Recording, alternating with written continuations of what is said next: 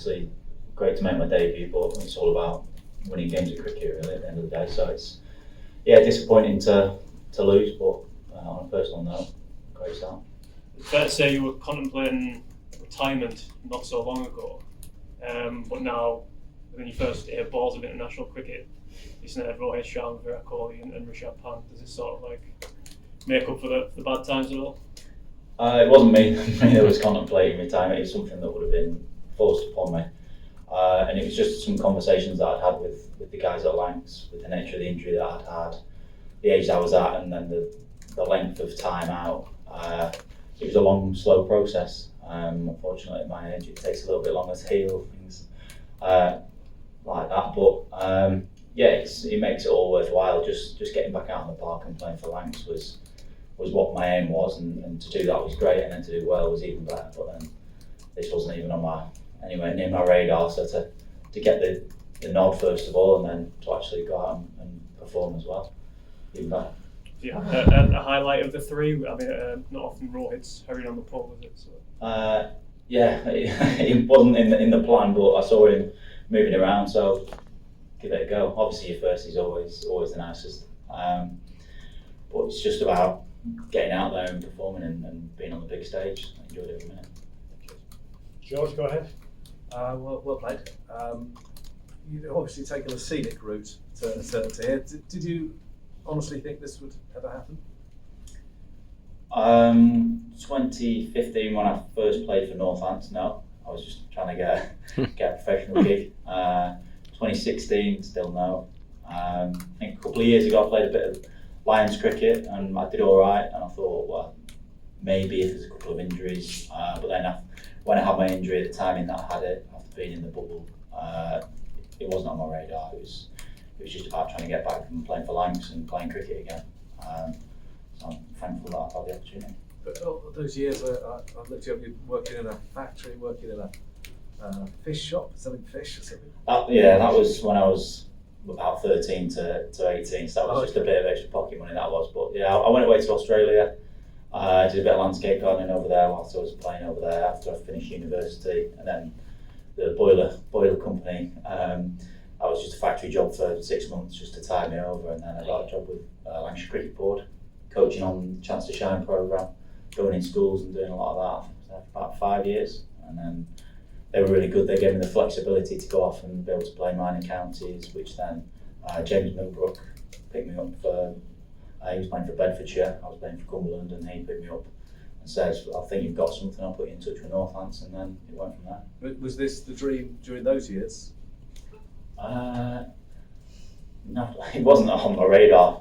It was just to try and play the highest standard that I could. So each time I reached that next level, I then wanted to reach the level higher than that.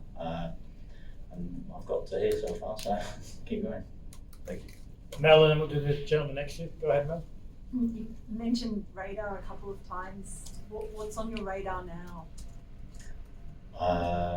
Well, I'll be out of contract in 10 days after the Blast, so a new contract with Lancs, and just playing cricket and enjoying it and playing for as long as I can, and who knows, if I keep performing, anything can happen. Go ahead, sir. First of all, congratulations to you, and what I would like to ask in this match, you think the target of 171 was enough for England to chase, or do you think what do you think, the bowlers conceded too much or the batters couldn't do? I think maybe they were a little bit over par, and then obviously they started well with the ball, so that's always going to put us on the back foot, and they've bowled well. Back with the way T20 cricket goes at times. You play the game hard, so sometimes you come off, sometimes you don't. It's just you got to take the rough with the smooth if you're going to play that way, and I don't think we'll be taking a backward step in the next game. We'll do Matt, Richard, and one more here. Go ahead. Well, just on the speed gun today, I think you were touching about 89. Is that about as fast as you bowled in your career?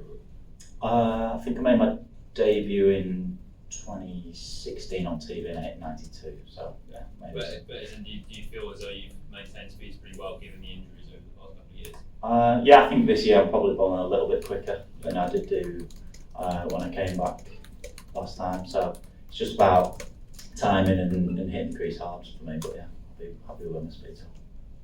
So I might not have been listening properly, but have you actually started talks about a new T20 contract with Lancashire? Yeah, we've had some chats, so hopefully that will. Are you quite hopeful of that? Yeah, I think so. And today, how pleased were you with being able to execute what you had been doing for Lancashire in the Blast on that bigger stage and actually bowling to that quality of batsman? Yeah, I think coming into it, I've been informed, so that always helps. And you've just got to stick with what you do. There's no point in me coming here and trying something completely different. That's what I've been picked for, that's what I've been told to go out and do. So to execute is always great. Is the mental side of going out and executing in a sort of 4 over spell or two spells of 2, is that something that you think your background has ever helped with in terms of just sort of wanting to take the chance at every opportunity? I think when I first started out, yeah, I think it did help me because I didn't have any pressure really that this was the be all and end all. I had a job, I had a career. That was all lined up and set out. It was just an opportunity and see what happened when I first started in Northants. And now again, I'm probably in that situation again. I was out of contract last winter. Didn't know if I was going to be able to play again. I had a scan in December that said that the injury that I'd had last year was about 70% and that it had fully united. So that was a really big positive.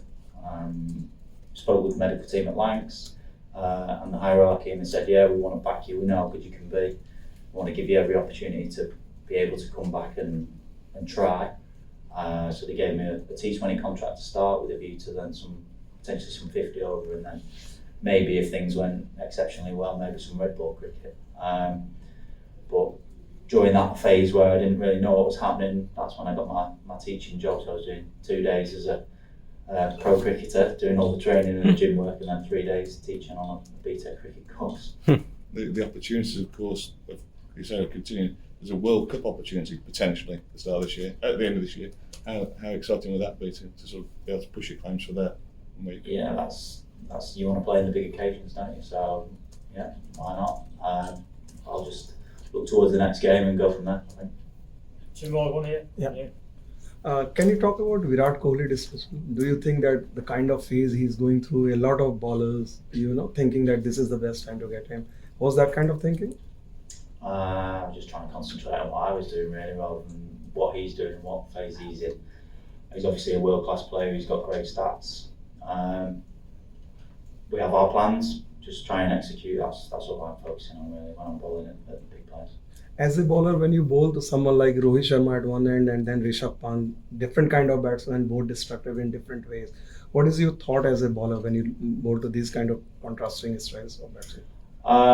You obviously have your plan A in your head, what you want to do, where you want to bowl the ball at them, but then watching them and seeing what they do as well. Obviously Rishabh, he likes to pick up Rohit Sharma, who's moving around, so you've got to watch these guys and try and adapt to what they're doing while still trying to bowl your best ball and get the ball in the right areas. So it's a little bit of watchfulness and a little bit of concentrating on what you're trying to do. Tim, last one then, please. Well, Richard, you bowl kind of in the middle overs, whereas for Lancs you've been bowling more in the power play. How's that different role, and are you happy with that? I'll do whatever role I can get. But yeah, it was different. I was biting at the bit a little bit to try and get hold of the ball. Obviously on debut, I want to settle the nerves, but whatever role they need me to do, hopefully I can fulfil it. And you see, was that kind of being used as enforcer a bit with hard lengths, that sort of thing? I think that's just my natural go-to is hard lengths and then some Yorkers and then try and slip in a bump every now and then and change things up if I get hit off that as and when I need to. But yeah, I think hard lengths, especially on that wicket today, was the way to go. Brilliant, thank you. Thank you. Cheers, Rich. Cheers guys.